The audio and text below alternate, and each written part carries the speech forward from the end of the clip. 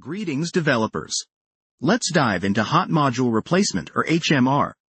Look at the code on your screen. This snippet is crucial for setting up HMR in a JavaScript module.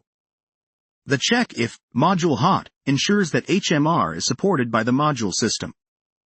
When it's true, we're calling module hot except for a specific file. Here it's file to watch.js.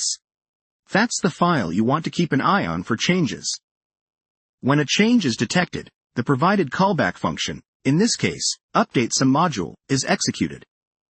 This allows us to inject new versions of the module during runtime, without the need for a full page reload.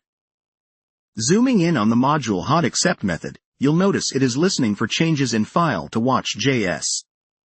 This method takes two arguments. The first is the path to the file to watch, and the second is the callback function that gets executed when a change to that file is detected.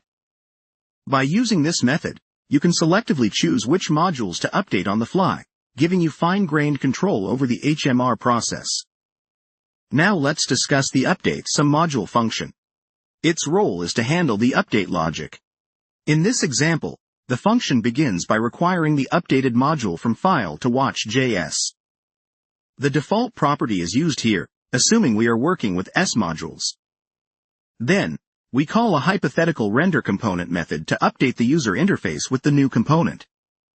This function shows how HMR can be seamless. Users won't see a full page refresh, but they will see the updated content as soon as this function runs.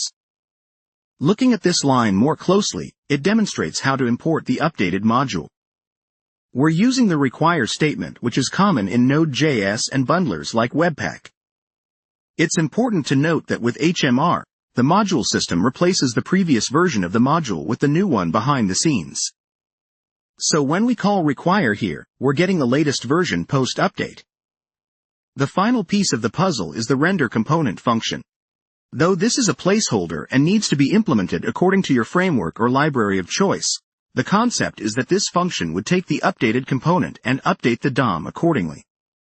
This could be through React's setState, Vue's reactive system, or any other DOM manipulation logic.